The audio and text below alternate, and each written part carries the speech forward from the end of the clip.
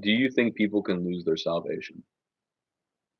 The short answer would be yes, but obviously that's a highly debated topic. So Absolutely. I have multitude of sources that I found that.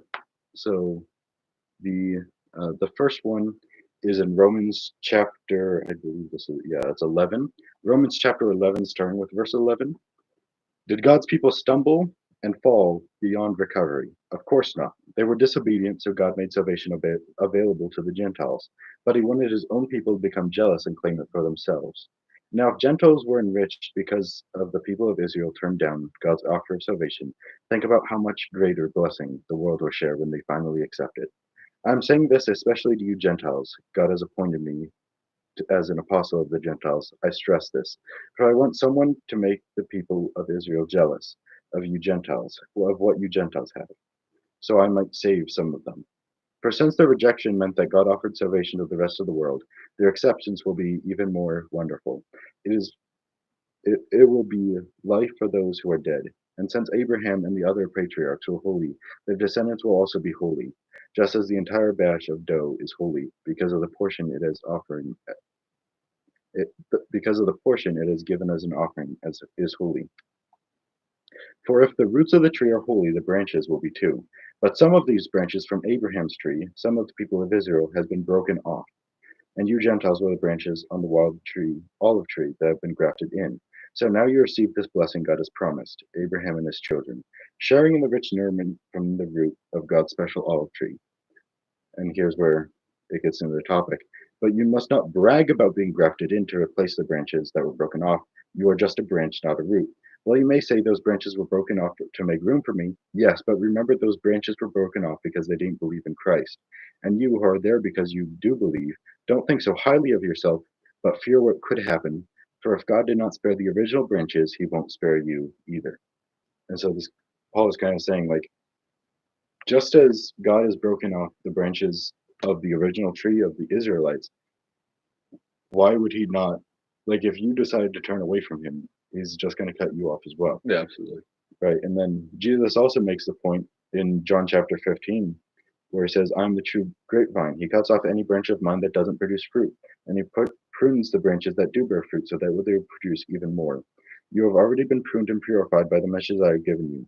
Remain in me, and I will remain in you. For a branch cannot produce fruit is served from the vine, and you cannot be fruitful unless you remain in me. So again, Jesus is saying, if you don't remain in me, uh, then why would I?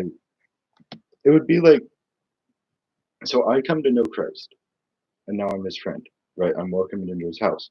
If I decide all of a sudden just to have nothing to do with him, he's not going to be like, well, no, you accepted me once, now you're not allowed to leave, Yeah, right?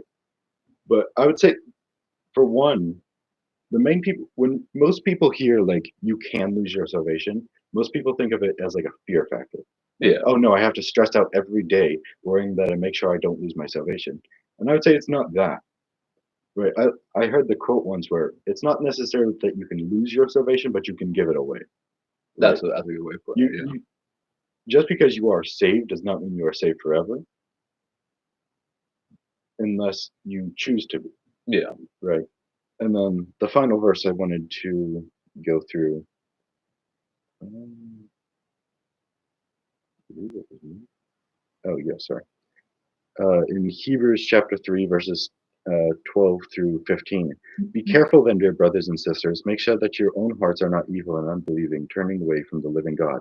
You must warn each other day by day while it is still today, so that none of you will be deceived by sin and harden against God.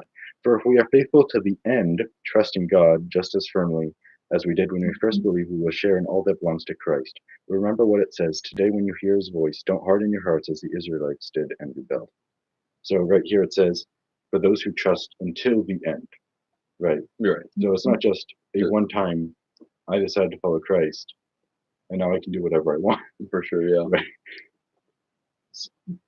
But again, back to the point where it's not a everyday, I gotta make sure I'm not yeah, losing my salvation, right? It's a, the Bible also says, right, if you do sin, go back to God, and he's just and gracious to forgive you. absolutely. I feel like it's such a it's an important thing to spread that as well, because a lot of people on both sides of the coin too, because a lot of people think, oh, I'm I'm saved, Yeah. I can go do my life however I want to now, Yeah. and it's like, what Mhm. you're you're going into God's house and throwing things around, like you're making a mockery of Him basically. Like if you're Mhm. proclaiming you're saved and then you're going around living a worldly life, like you're just making a mockery of God, Yeah. and God will not be mocked. Yeah. It's good. I did hear the one argument where it's basically, I think, who is it? Can't remember his name. It's a really big preacher. But he basically says it's actually kind of like the same, they make the same argument. So basically, it's someone comes to church, right? They give their life to Jesus and they're living for Him for like a while, and then they walk away, right? On the one side of the coin is people will say, well, he lost his salvation. On the other side of the coin, it would be, well, he was never saved. But really, it's the same argument. It's just, right, different people have different approach to that argument. But I would say absolutely he was saved. Yeah. Because if he was going to church every day, if he was living for Christ, if he had a relationship with God, like if he would have died during that period, absolutely he would be saved. Yeah, for sure. Right. And so that would be my main argument against that point. Yeah. is I do understand what they're trying to say, where it's like, well, if you're truly saved, why would you ever walk away? Yeah. No, But I see what you're saying. it's a very theoretical thing Yeah. because I don't think it happens a lot. Mm. But even look at the Old Testament. Who was it? King Saul, who his first few years as king, he was a great king. He was doing what the Lord commanded, and then he started getting greedy. Yeah. That'd be in today's world a preacher. They're a powerful preacher. They're powerful men of God. They're walking with God. They're preaching righteousness, and then they start doing it for the money. They start doing it for Yeah. the fame, right? And so, just because you have salvation doesn't mean because if we couldn't lose it, Satan would just give up. Yeah. Like, let's say you're a saved Christian. Why would Satan try so hard to try to get you away from God if he just knew there was no possible way to do it? Absolutely. He would. Absolutely. There's like a point where it's like Satan's not the brightest, but he's not that stupid. Yeah, exactly. He knows what he's doing. Uh, He's the master of Yeah. deception. He obviously knows what he's doing. yeah, yeah.